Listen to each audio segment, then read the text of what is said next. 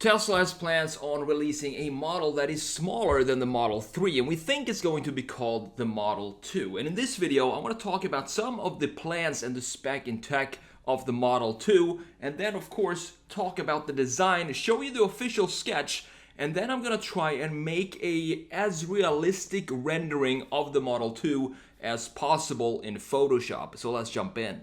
So the new Tesla Model 2 will be a new $25,000 Tesla, and is supposed to be released in 2023 and produced at the Giga Shanghai factory and also exported globally. The Model 2 will be a hatchback and will probably use a new platform instead of using those of the Model 3, and this needs to be done in order to hit specific technical and financial goals for the smaller model. A small electric hatch could allow Tesla to take on similarly sized competitors in a number of EV-friendly markets, such as the Nissan Leaf and the Chevy Bolt, for example. And this is not just speculation, because the CEO Elon Musk reconfirmed plans for such a $25,000 vehicle last year in 2020, mentioning that it's planning to arrive in 2023, but hasn't said much since then. But when you think about it, a $25,000 Model 2 could very well be Tesla's most important model, not only because of the price tag, but also because it will be produced and sold in China as well as exported globally. And China being one of the leading countries in new electric vehicle sales, and they would rather see a cheap, efficient hatchback for their domestic market rather than, for example, the Cybertruck or the Tesla Roadster, which is marketed more towards North America. So it is very likely that the Model 2 could become Tesla's best-selling model to date when it's released. So now let's talk about the design. Tesla has released an official sketch of what the Model 2 could look like, but in this video, I want to take that a bit further. I want to create something that could really look like the Tesla Model 3 and almost make a photorealistic rendering of this car. So in order to do that, we're going to jump into Photoshop, have some fun, and let's see how this is going to turn out. So here we are in Photoshop, obviously. It's the only software I use to create these redesigns that you see here on the channel. So turning the Model 3 into a Model 2. That's going to be what this redesign essentially is going to be. And the reason for that is very simple.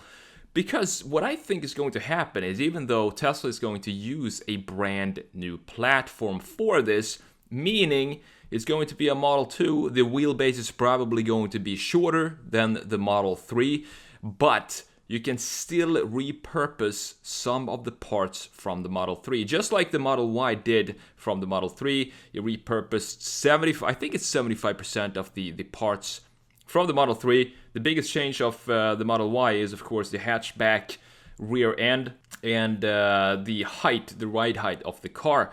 So I think, if you think of it like this, Tesla wants to put this car out as quickly as possible, because it's going to be their cheapest car. It's going to be the car that most likely will sell the most out of the entire Tesla lineup, because of not just the price but also the benefits to the mass market. And one of the overall goals of Tesla and Elon Musk is to speed up the transition from combustion engines to EVs. And this Model 2 will definitely do that, especially if you're talking daily commuters and city people living in the city, just using their cars, going back and forth to work mainly. They're not going to exceed the 200 to 250 mile charge that is expected for the Model 2. So it's going to be a huge, I'm sure it's going to be a huge hit for Tesla when this Model 2 comes out. So let's talk about the design here and what's going on. So first of all, I wanted to, of course, decrease the wheelbase of this car. And one of the problem areas that I had during this redesign here was the C-pillar. I didn't know how to, if I wanted to have the rear end glass, the angle of that is going to change all the way up until the very last frame of this redesign. That's the main problem that I had with this car, but I think the end result, which you're going to see in a couple of minutes here, is the way to go. Because I can either have I had two choices to go with. I can have so you see the rear end of the part, the glass, the line, the cut line of the glass that is connected to the C-pillar. You can either have that be in line with the door line, or you can have it be in line with the rear hatch window. So I think the safest way to design this would be to have it be in line with the door line, because that creates a thicker C-pillar, and that in turn would be safer in, for example, a rollover, and you have some more structure behind that, so you can so the roof can take the weight off the car in case of it rolls over. Other than that, it was a pretty straightforward redesign. Of course, since we're having an EV here, you have to keep in mind that EVs today, they could have a lot weirder proportions than what they do today. So for example, the Model 3 or the Model Y, they could have the A-pillar start right above the front wheel, almost like if you look at a Lamborghini Gallardo from the side view, you have the A-pillar starting almost on top of the front wheel. That could be possible for the Tesla Model 3 and Ys as well, because we don't have an engine in the front, and we can then extend the whole greenhouse all the way back, because we don't have an engine in the front and we don't even have an engine in the rear. So the greenhouse could literally be the same size as the entire base of the car. We can stretch it from the front of the car all the way to the back and have that be all space inside. However, that would introduce some challenges, and the main challenge would be crumple zones in a crash, for example. You have to think about that. So you need to have some sort of buffer, to some sort of cushion in the front before you come to the greenhouse, and that would be the safety or the crumple zones in a potential crash or something like that. But I decided to move the greenhouse forward a little bit, so we have the A-pillar starting at a sooner point, or a point that is almost at where the front wheel ends. So if you take a line from the front wheel, the end of the front wheel, and then go straight up, that is where I want to have the A-pillar start, and then we can stretch that back as far as we want, all the way back. But I want to repurpose the graphics of the Model 3 and Y. For example, the rear lights, the door handles, maybe even the door and the front graphics as well. So we're repurposing all those in order to get the Model 2 out as quickly as possible. I think that's actually what's going to happen. We've seen the sketches, but I think they're going to go with this approach, because to me it just makes sense to use the parts that you already have and just change what's necessary to change in order to create a new segment, and that would be mostly the wheelbase of the car, which needs to be shorter, of course. For the rear door, I don't want to have two door handles on here. I want to have it be almost suicide opening doors, so the rear doors is hinged on the back of the back side of the door, or the side that is closest to the rear of the car, and then you just open it up like that, like a Rolls-Royce or something like that. And the finishing touches on this car, I love the Uber turbine.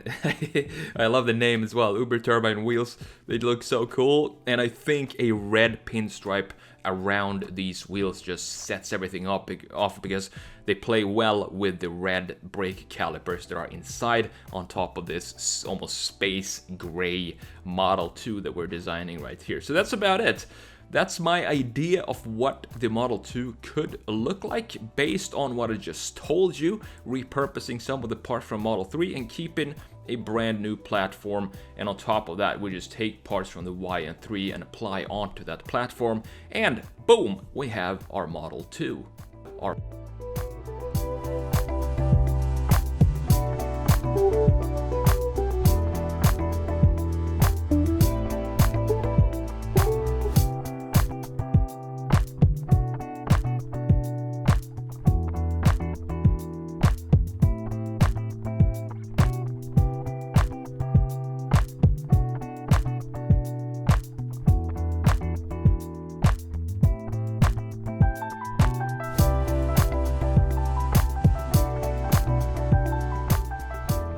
And that's about it for this video. Thank you so much for watching, and please let me know what you think about this $25,000 Model 2.